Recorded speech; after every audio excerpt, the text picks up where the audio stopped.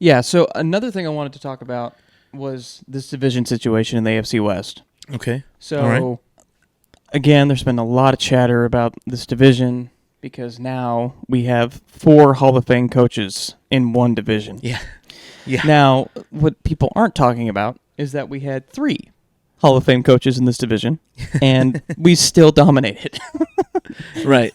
So, and Right. the You fourth think guy, adding one more is going to make a well, difference? and not only that, they're adding it to the worst team.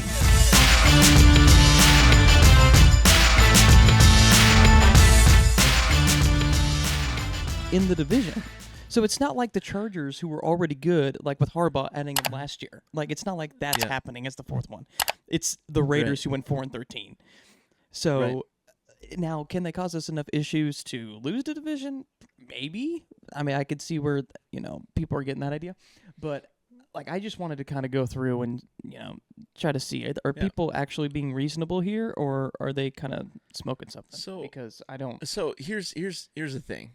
So it's kind of ironic that Pete Carroll is coming to Las Vegas and Geno Smith is going to be the starting quarterback, right? Because they both spent time in Seattle. Okay. Were they there at the same time? I don't know if they were there at the same time. If you want to look that up while I'm talking. Yeah. But it's just funny that way. They've got Geno Smith, who's new to like the Raiders system. Obviously, it's a brand new system coming in with Pete Carroll. Okay, you got Ashton Ginty, like, who is he's a really good running back. Like, he's just coming out of college though. I think he's going to translate well to the NFL, but at the same time, he's still a rookie. You got Raheem Mostert behind him, but their wide receiver core is nothing to be scared about. Like, they got Jacoby Myers, Amari Cooper, and Trey Tucker. Like, I'm not scared about anything. Brock Bowers, absolutely. He's going to be a weapon for Geno Smith. Geno Smith's going to use the crap out of him. But also, their offensive line's nothing to write home about, So I'm not really worried about the Raiders on offense. Defense, their defense always gives the Chiefs a little bit of issues, but it's usually at the beginning of the game. And then at the end of the game, the Chiefs are like, oh, yeah, we know how to play football. and I think the fact that we are actually, like, better this season on the offensive side, our offensive line is better. We will run the ball more, I feel like, because our run blocking game is a lot better. And I think since we'll have, like, Kareem Hunt had an entire offseason to work with the Chiefs now, Yeah. With Isaiah Pacheco. So we're going to have that whole dynamic, and they're going to be able to, instead of Isaiah Pacheco coming in at the end of the year and us trying to figure out, okay, Kareem Hunt, Isaiah Pacheco dynamic, we now have that dynamic. You know what I mean? So, I think that us being able to run the ball is going to open up that deep ball way more, right? So I just think that it'll take us back to the when Kareem Hunt was with us the first time With Tyreek Hill, when he was with Tyreek Hill. Yeah. So I think it's that same dynamic. So I'm not really worried about the Raiders. Yeah. Pete Carroll and Geno Smith were on the same team for 4 years, so he worked. They worked together. But I mean, he wasn't. So he understands the system. So that's good for them. Good. Yeah. However, everyone else has to learn it. You know what I mean? Mm-hmm. Yeah. Brock everything Bowers else has is to now click. learning a new system. It's his second year. Yeah, and that's what we saw with the Chargers too. I mean, we can go ahead and talk about them too. But like last year, they had to learn an entirely new system. I mean, they cleaned house before the season started. Yep. And if I can look at they went 11-6. Right. So like, they made the playoffs. Yeah. Right. Yeah. We had three AFC West teams make the playoffs last year, and it was all with the Hall of Fame coaches. So good on them. But like the thing is like Los Angeles had a good team before Jim Harbaugh came in. And I mean, he won them an extra game, extra 2 games, That's crazy. If Pete Carroll's coming in winning an extra game, extra 2 games with the Raiders, well, guess what? They're winning. They're 6-11. 7 games, 8 games. 7-10. What'd they go last year? 4-13. They have 4 wins. Yeah. So I mean, 6 wins. Okay. If they win 4 more, If they double the amount of games they won last year, guess what? You're still under 500 and missing the playoffs. You know what I mean? So there's that. With the Chargers, they are going to have Joe Alt. Joe Alt was injured last year a little bit. Mekhi Becton, though, probably going to miss the beginning of the season, like their right guard. That's not somebody you want to be missing with our defensive tackles in, excuse me, Norman Lott and Chris Jones. You know, like, I'm sorry. Like, you don't want to be missing one of your interior linemen. So they're going to be dealing with that. Now, the plus side is it did happen earlier on in training camp. So, their second string guard has a chance to be there. But yeah, it's one of those things where it's like, I don't know. They might be missing Quentin Johnson, like the second string or their number 2 receiver. You know, Keenan Allen's still there, but Quentin Johnson took over that number 2 rep. Keenan Allen's back. Keenan Allen's back, and he has to learn. He's had to learn the new offense. Jim Harbaugh system, right? Yeah. Now he is a veteran, so like they might be like, he had to do routes. That. Yeah, right. Ladd McConkey, it's his sophomore season. Is he going to be able to replicate what he did last year? Mm-hmm. You know what I mean? Like, it's just, I mean, their tight ends are nothing to write home about. Will Disley, okay, cool, whatever. I'm not worried about that dude. Like. Will Disley is in his, what is this? Is this like 8th season or something like that? He was drafted in 2018. So, I mean, like, he's like last season. So, like, let's look at Will Disley last season. He had 50 catches for 481 yards. Mm-hmm. Like, that's their number 1 tight end. 50 catches for 481. Yeah. 2 touchdowns. I mean, he looks like he's been consistently healthy. But healthy, for sure. That doesn't just because you're healthy doesn't mean that you're productive, right? Like that's so. I mean, look, the Chiefs treat them with the respect that they deserve as a division rival. They treat the Raiders, I mean, essentially the same way because even if they're 4-13, 2 of those wins could be against the Chiefs because it's just how divisions work. So I get that the Chiefs, I mean, they are formidable. Like the Chargers are formidable, but I've seen people talking about this next team like they are the second coming of Jesus.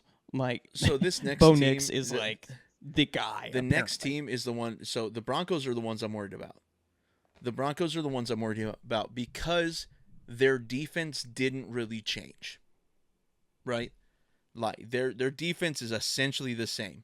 And did they have Drake Greenlaw last year? I think they did. Maybe they didn't. Let me look real quick. No, he was at no. Drake Greenlaw was with the 49ers last year. Right? Yeah. Here, let's click. I knew he was with the 2023 when it the Super Bowl. So he missed most of the season with injury. Yeah. He came last year back at the end. So because he got injured in the Super Bowl and he didn't come back till the end. So, but I mean, I'm just saying, like, their defense is good. Their defense is really good. The fact that they're a division rival, like, gives it a little bit more of that umph. You know what I mean? And their offense is good as well. So I think in the season we probably split the series with the Broncos, and ironically, I think it's we win in Denver, they win in Kansas City. Mm. You know, it's just how it is. It seems like, you know, we always win there. They always, like, when they beat us, they always win here. Patrick Mahomes, have you seen his record against the AFC West since he's been a starter? I haven't. I'm pretty sure he's like 15-3 against every team. Whoa. Like, let's if you want to pull that out, Patrick Mahomes' record against AFC West, but I think he's lost 9 games and he's 15-3 against each of the teams, which would be absolutely crazy. I mean, I think there was a span where we won, like, what was it, like 12 straight games against the Broncos or something like that? Like, it was crazy. This says he is 35-5 against AFC West opponents. Oh, is he? Okay, so it might be So he's 15-0 on the road. and 25-3. So what would that be? Hold on. Let's do the math. So I don't know if that's accurate. Well, hold on. Let's do the math. So 15-3 might have been wrong because this is his 8th year as a starter, right? And you have to add an extra game because he beat the Broncos as a starter his rookie year in the last game of the season. So you got to think. So 7 years. So it's 14 games that he's played. So he is. He's played 14 games against each team, 15 against the Broncos. So he's like 13-2 against the Broncos, and then like 12-2 against all the other division opponents, or 12-1. Yeah, so something like that. So he is 10-2 against the Chargers. Yep. He is 13-1 against the Broncos. And then he is 12-2 against the Raiders. So that is okay. That is yeah. Oh, it could be because he did miss 35-5. 2 games against the Chargers. Like with he had the knee injury that one year, and then he also sat out a game with Chad Henne starting like 2 years ago, something like that. Yeah. So he is 35-5 He sat out a game against the Chargers. Yep. That's impressive. That is but impressive. like that's the thing. Patrick Mahomes has only lost 5 games as a starter against the AFC West. Yeah, I don't see that changing anytime soon. So that makes sense because we always talk about the Christmas game in 2023. Yep. Like we talk about that one because it was such a shock, and that tracks with his record. I mean, it's rare, right? Especially against the Raiders. But I mean, right.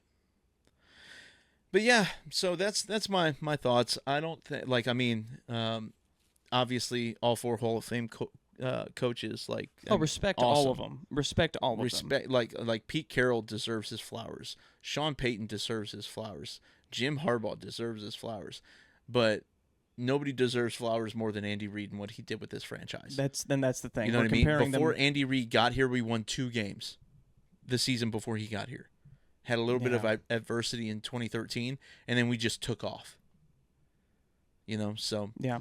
I think anyone saying that we're going to lose this division is overreacting. Yeah.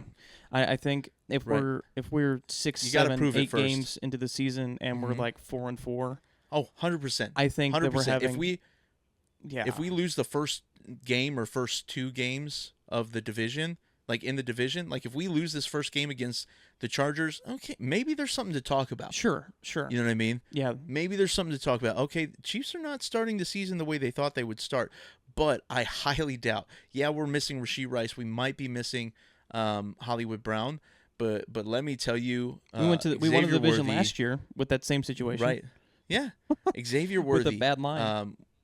Bad offensive line. This offensive line is good. Yep. Like, I'm not going to say they're fantastic yet because we haven't to see it. But the right side of our offensive line, like they've played together for 3 years now. Yeah. This is the 3rd season they've played together. You know? Yeah. So I'm fully expectant that we are going to run through the division again. I think we probably go 4-2 into the division, and that's just because we lose to the Broncos on Christmas Day in Kansas City, and we probably lose one of the games to the Chargers, to the Raiders. No, to the Raiders. I think we lose a game to the Raiders. It's a game that we play down to them. You know what I mean? Like, because it seems like the Raiders give us the most trouble in the division. I agree.